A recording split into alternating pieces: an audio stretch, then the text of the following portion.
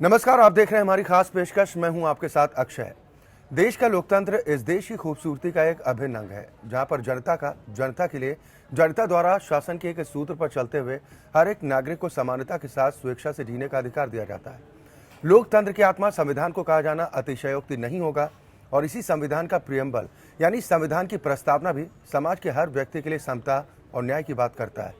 कानून दरअसल हर समस्या के सही प्रारूप में समाधान के लिए मौजूद है, लेकिन सही जानकारी ना होने या फिर कानूनी पेचीदगियों के चलते एक हिस्सा सही समय पर न्याय हासिल करने में असमर्थ महसूस करता है। और इसी अंतर को खत्म करने के लिए इंडिया लीगल रिसर्च फाउंडेशन के इनिशिएटिव लीगल हेल्पलाइन में हम यहाँ पर मौजूद रहते हैं, आपकी हर कानूनी समस्या में आपकी सहायता के लिए। आज जिस विषय के साथ हम आए हैं वो चेक बाउंस से जुड़ा हुआ है। चेक बाउंस संबंधित क्या कानूनी प्रावधान है और इसके अलावा अगर किसी भी तरह की कोई कानूनी समस्या अगर आपके जहन में चल रही है तो भी आप हमारे साथ इस खास कार्यक्रम के माध्यम से जुड़ सकते हैं, अपना सवाल कर सकते हैं, जिसका वाजिब जवाब हम आप तक पहुंचाने की कोशिश करते हैं। विषय एक बार फिर बताते हैं। विषय हमारा चेक बाउंस से जुड़ा हुआ है। चेक बाउंस मामले से संबंधित क्या कानूनी प्रावधान है और इसके अलावा किसी भी तरह की कोई कानूनी अड़चन अगर आपके जहन में चल रही है तो अब आपको परेशान होने की जरूरत नहीं है, आप हमें कॉल कर सकते हैं।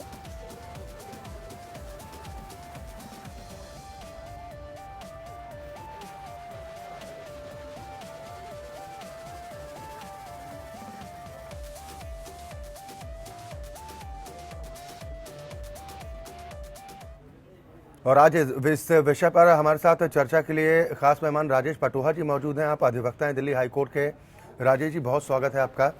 सबसे पहले यही हमारे दर्शक भी जानना चाहेंगे कि ये कानून कहता क्या है। चेक बाउंस होता है तो क्या प्रक्रिया होती है, क्या ये कानून कहता है? देखिए, नेगोशिएबल इंस्ट्रूमेंट एक्ट है और इसके अनुसार जो चेक जो है जब बाउंस होता है तो चेक बाउंस होने के बाद जो आपको इंटीमेशन मिलती है बैंक से, रिटर्न इंटीमेशन, जिस दिन वो आपको इंटीमेशन मिलती है उसके 30 दिन के अंदर अंदर लीगल नोटिस देना होता है जिसने आपको चेक इशू करा है और किसी कारण के चलते जो वो बाउंस हुआ है तो आपको लीगल नोटिस भेजना है वकील के द्वारा या आप खुद भेज सकते हैं। उसके बाद जो है आपको इंतज़ार करना है 15 दिन का, जिस दिन से नोटिस मिलता है।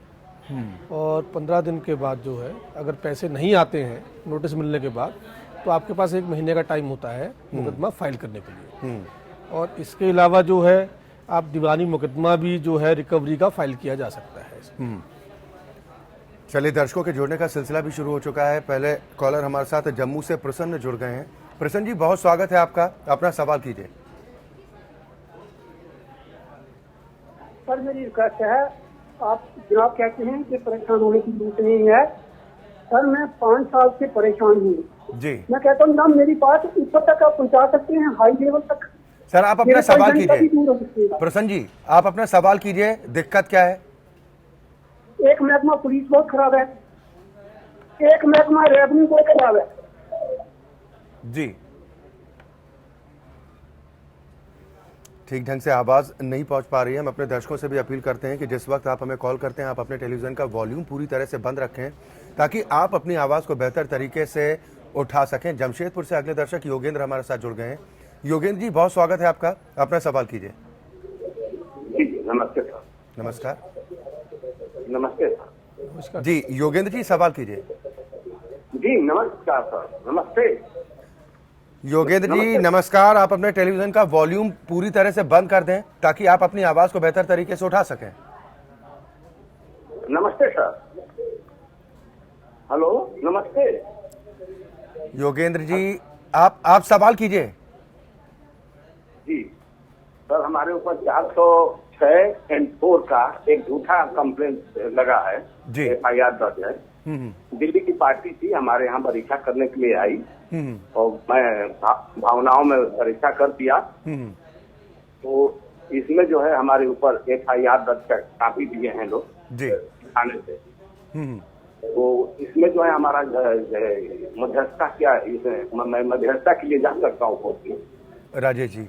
हाँ, मध्यस्थता जो कानून है इसमें जो FIR हुई है, FIR जो हुई है आपको सबसे पहले तो उसमें अगर धाराएं जो हैं अगर 7 साल से नीचे तक के सज़ा का अगर ये धारा लगी है आपके ऊपर जो भी है, 406 तो 3 साल की सज़ा की है, उसके अलावा अगर 7 साल से नीचे की सज़ा का कोई धारा लगी है इसमें, तो आपको ऑनरेबल सुप्रीम कोर्ट की गाइडलाइन है कि वो जो है इसके अंदर जो पुलिस वाले हैं वो आपको एक नोटिस देंगे और नोटिस में आपको इंक्वायरी ज्वाइन करनी है और आप अपनी बेल लें और उसके बाद जो है आप आपसी सहमति से जो है इसके अंदर आप बात कर सकते हैं उसमें सेटलमेंट के लिए, और बेल के बाद ही आपकी जो बातें हों वो सारी हो पाएंगी इसके अंदर प्रॉपर। चलिए, बिल्कुल उम्मीद करते हैं कि आपको अपने सवाल का वाजिब जवाब मिला होगा।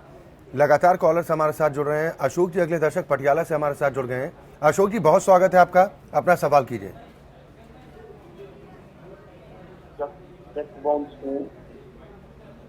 जी अशोक जी, अपना सवाल कीजिए। चेक बाउंस में क्या प्रावधान होता है? चेक बाउंस संबंधी प्रावधान के बारे में ही अशोक जी जानना चाह रहे हैं। राजेश जी। अशोक जी, ऐसा है, अगर आपको किसी ने चेक दिया है और वो उसके खाते में पैसे ना होने के कारण या किसी और कारण से अगर बाउंस होता है, तो आप जिसने आपको चेक दिया है उसके खिलाफ आप जो है मुकदमा दायर कर सकते हैं नोटिस देने के बाद। अगर नोटिस में पैसे नहीं देता है वो आपको, और उसमें जो है आप लिखित में जो कंप्लेंट है वो इलाका मजिस्ट्रेट के यहाँ फाइल करेंगे 138 में, नेगोशिएबल इंस्ट्रूमेंट एक्ट में, और उसके अंदर जो है 2 साल तक की सजा का प्रावधान है, जो चेक अमाउंट है उससे डबल देने का प्रावधान है और फाइन का भी प्रावधान है इसके अंदर। और साथ ही आप अशोक जी हमारे साथ बने भी रहिए, लगातार हम इस विषय पर चर्चा भी कर रहे हैं और क्या क्या कानूनी पहलू हैं इस विषय से जुड़े हुए, इस पर हम अपने दर्शकों को भी जागरूक करना चाह रहे हैं। आपने कहा कि चेक बाउंस होने की कई वजह होती हैं, उन वजहों के बारे में जानना चाहेंगे। ज़्यादातर लोगों को लगता है कि चेक अगर हमने बैंक में लगाया, अकाउंट में पैसा नहीं है इसलिए बाउंस होता है। इसके अलावा किन किन वजहों से चेक बाउंस होता है? कई बार सिग्नेचर डिफर होते हैं, स्टॉप पेमेंट करा दी जाती है, और जो इस तरह के कारण होते हैं उसमें भी जो है 138 का जो नेगोशिएबल इंस्ट्रूमेंट एक्ट का जो है केस मुकदमा बनता है। अगर किसी भी कारण से चेक बाउंस होके आया है तो इंटीमेशन से 30 दिन के अंदर आपको जो है लिखित में नोटिस देना है। बार बार इस बात को दोहरा रहा हूँ क्योंकि ये केस थोड़े टेक्निकल होते हैं। अगर आपने यहाँ पर किसी चीज में अगर आपने ऊपर नीचे कर दिया, टेक्निकलिटीज में उलझ गए आप, तो आप केस नहीं कर पाएंगे।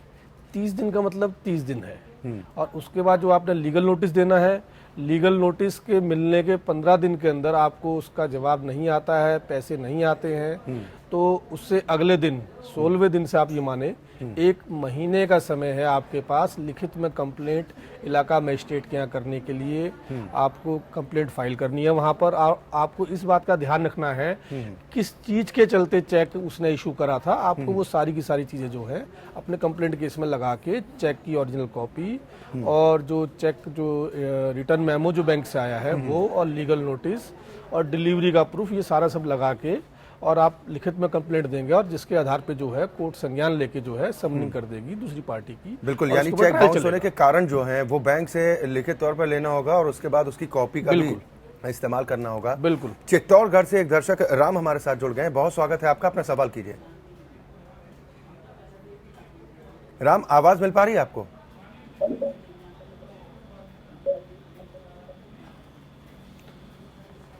राम, अगर आप तक आवाज पहुंच पा रही है तो आप अपना सवाल कर सकते हैं। हेलो जी हेलो। राम, सवाल कीजिए अपना।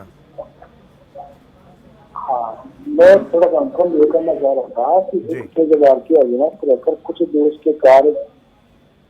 हेलो राम, अपनी बात पूरी कीजिए आप।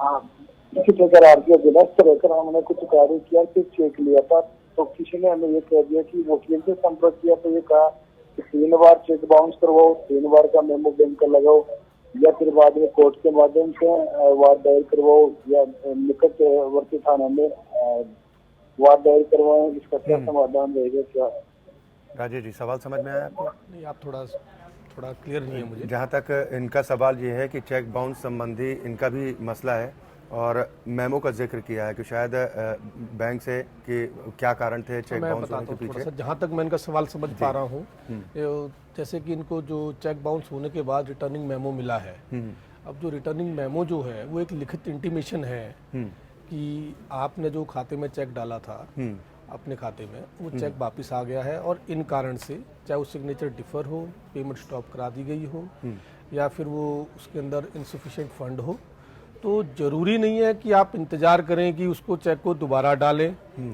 तिबारा डालें, और आप पहली बार बाउंस होने पे भी इंटीमेशन मिलने पे आप सीधा जो है मुकदमा दायर करने की आप जो है प्रक्रिया शुरू कर सकते हैं, उनको लीगल नोटिस दे सकते हैं। मगर एक चीज़ का ध्यान रखना है, अगर आपने लीगल नोटिस एक बार दे दिया है तो आपको दोबारा चेक को जो है बाउंस नहीं कराना है और ना ही उसको दोबारा लीगल नोटिस देना है, नहीं तो वो एक जो है लीगल डिफेक्ट हो जाता है, जिससे कि आप मुकदमा दायर करने में आपको परेशानी आएगी। चलिए, बिल्कुल उम्मीद करते हैं आपको अपने सवाल का वाजिब जवाब ज़रूर मिला होगा। हम अपने दर्शकों से भी बार बार इस बात को लेकर अपील कर रहे हैं कि आप जिस वक्त हमें कॉल करते हैं आप अपने टेलीविज़न का वॉल्यूम पूरी तरह से बंद रखें, ताकि आप अपनी आवाज़ को बेहतर तरीके से उठा सकें। और आज जिस विषय के साथ हम यहाँ पर मौजूद हैं वो चेक बाउंस संबंधी कानूनी प्रावधानों से जुड़ा हुआ है। इससे संबंधित कोई सवाल आपके जहन में है या फिर किसी भी तरह की कोई कानूनी अड़चन आपके जहन में चल रही है, तो अब आपको परेशान होने की ज़रूरत बिल्कुल भी नहीं है। हम यहाँ पर मौजूद हैं आपकी निःशुल्क कानूनी सहायता के लिए। राजेश जी हमारे साथ लगातार बने हुए हैं। राजेश जी, एक कन्फ्यूज़न की स्थिति ये भी लोगों के जहन में होती है कि चेक बाउंस होने पर मामला वहीं दर्ज कराना चाहिए जहां चेक जारी करने वाले का खाता हो।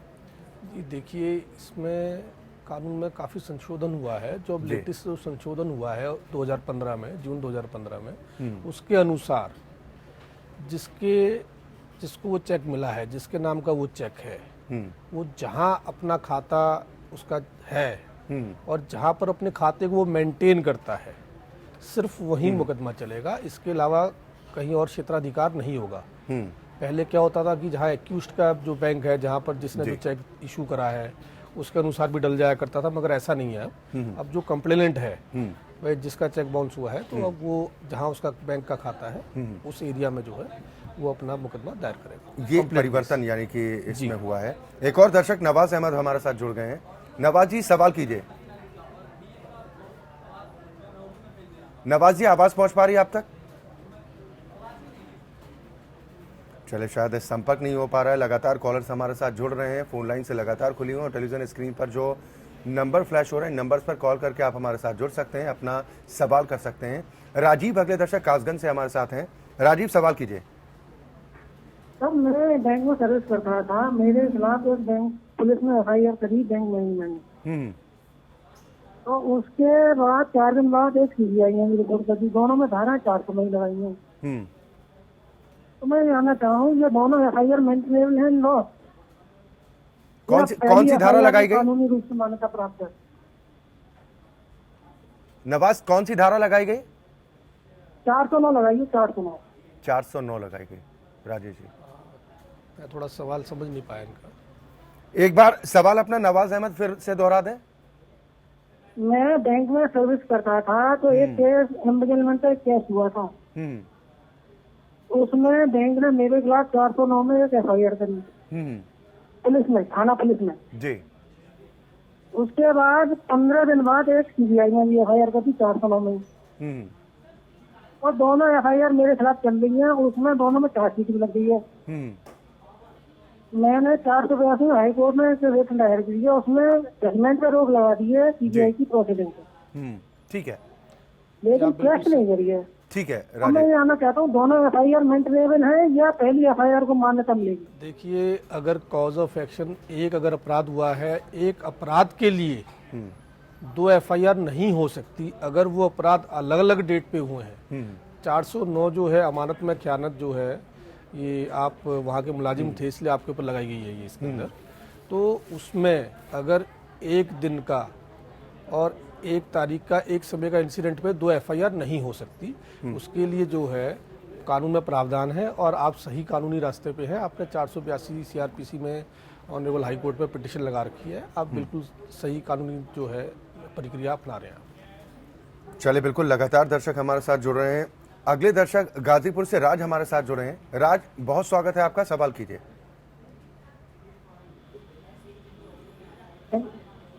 राज, सवाल कीजिए। चले, शायद संपर्क टूट गया है, लेकिन लगातार कॉलर्स हमारे साथ जुड़ रहे हैं जो अपना सवाल हम तक पहुंचा रहा है और उसका वाजिब जवाब हम उन तक पहुंचाने की कोशिश कर रहे हैं। हम अपने दर्शकों से बार बार इस बात को लेकर अपील कर रहे हैं कि जिस वक्त भी आप हमें कॉल करते हैं, आप अपने टेलीविज़न का वॉल्यूम पूरी तरह से बंद रखें ताकि आप अपनी आवाज़ को बेहतर तरीके से उठा सकें। आज जिस विषय के साथ हम यहाँ पर मौजूद हैं वो चेक बाउंस संबंधी कानूनी प्रावधानों से जुड़ा हुआ है। राजेश जी, एक चीज़ और भी जानना चाहूँगा कि हमारे दर्शक भी इस बारे में जाने कि अगर कोई कंपनी चेक है या फिर इंडिविजुअल चेक है, इनमें फ़र्क क्या होता है? हाँ बिल्कुल, ये थोड़ा ध्यान देने योग्य बात होती है। इंडिविजुअल अगर चेक किसी ने इशू करा है तो आप उसी आदमी को आप लीगल नोटिस देंगे और इसके खिलाफ मुकदमा दायर करेंगे। अगर किसी कंपनी के द्वारा अगर चेक आया है आपके पास किसी कंपनी का, तो उसके अंदर ध्यान देना होगा कि हमें उस कंपनी को और कंपनी के डायरेक्टर्स को जो है आपको पार्टी बनाना है, उनको लीगल नोटिस देना है और उन सबके खिलाफ ही आपको आगे मुकदमा जो है वो आपको लिखित में जो है दर्ज करवाना है और आपको वहाँ कंप्लेंट केस फाइल करना है उन सबके खिलाफ। चलिए, एक और कॉलर हमारे साथ है, शिवराज सहारनपुर से जुड़ गए हैं। शिवराज जी, बहुत स्वागत है आपका, अपना सवाल कीजिए।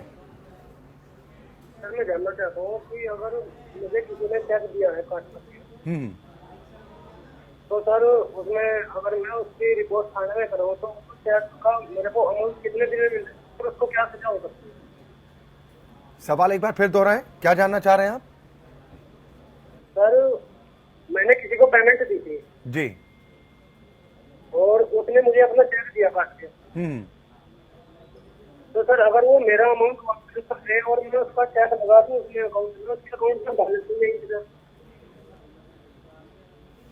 जहाँ तक इनका सवाल समझ में आ रहा है, ये जानना चाह रहे हैं कि इन्हें किसी ने चेक दिया है ना, और चेक शायद ये जानना चाह रहे हैं कि कितने दिन के भीतर वो चेक कैश हो जाना चाहिए। अगर उतने दिन के भीतर नहीं होता है तो क्या कानूनी प्रावधान है? आपको यहाँ ये बताना चाहूँगा, जो चेक है, चेक पे जो डेट डली हुई है उस चेक की डेट से वो 3 महीने के लिए वैलिड होता है।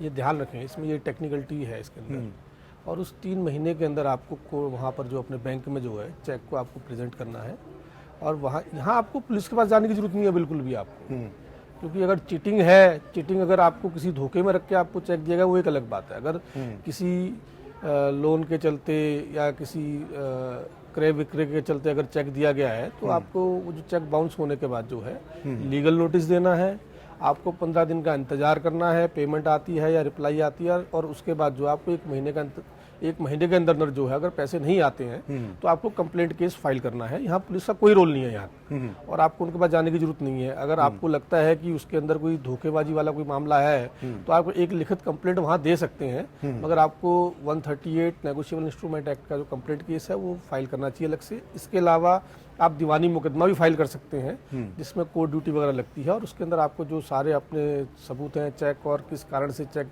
लिया गया था, दिया गया था, वो सारी आपको उसके अंदर वो लगाने पड़ेंगे आपको। बिल्कुल, उम्मीद करते हैं शिवराज आपको अपने सवाल का वाजिब जवाब जरूर मिला होगा। एक सवाल और भी उठता है कि क्या चेक बाउंस के लिए सिविल सूट फाइल किया जा सकता है? बिल्कुल जी, आप चेक बाउंस होने के लिए आप होने के बाद सिविल सूट भी फाइल कर सकते हैं। अब 138 नेगोशिएबल इंस्ट्रूमेंट एक्ट में ये क्वासी क्रिमिनल प्रक्रिया है, आप क्रिमिनल केस फाइल कर सकते हैं और आप जो है दीवानी मुकदमा भी फाइल कर सकते हैं। यहाँ पर मैं बताना चाहूँगा जो 138 का जो केस होता है, अभी जैसा मैंने आपको बताया, चेक की जो डेट है उससे 3 महीने के अंदर आपको जो बाउंस करा के प्रक्रिया स्टार्ट करनी है आपको, मगर जो सिविल मुकदमा है वो 3 साल तक आप फाइल कर सकते हैं उसके अंदर। चलते चलते एक सवाल का और भी जवाब जरूर जानना चाहेंगे, अगर चेक खो जाए उन परिस्थिति में क्या करना चाहिए? देखिए, अगर चेक प्रेजेंट हुआ है और उसके बाद खोया है तो चेक जमा कराने की पर्ची और रिटर्निंग मेमो के आधार पे जो है आप मुकदमा फाइल कर सकते हैं और इसमें जो है बाकी जो फोटोकॉपी चेक की होनी चाहिए आपके पास, उसके आधार पे मुकदमा दायर किया जा सकता है। चलिए, बिल्कुल, बहुत शुक्रिया राजेश जी हमारे साथ इस कार्यक्रम में जुड़ने के लिए और जो दर्शक हमारे साथ जुड़े थे उनके सवालों का वाजिब जवाब उन तक पहुंचाने के लिए। तो दरअसल कानून हर समस्या के सही समाधान के लिए मौजूद है, लेकिन जानकारी का अभाव न होने के चलते एक बड़ा तबका इंसाफ की दहलीज से दूर रह जाता है और इसी अंतर को खत्म करने के लिए हम यहाँ पर मौजूद रहते हैं हर दिन एक नए विषय के साथ। फिलहाल आज हमारी खास पेशकश में इतना ही, लेकिन APN न्यूज़ में खबरों का सिलसिला लगातार जारी है।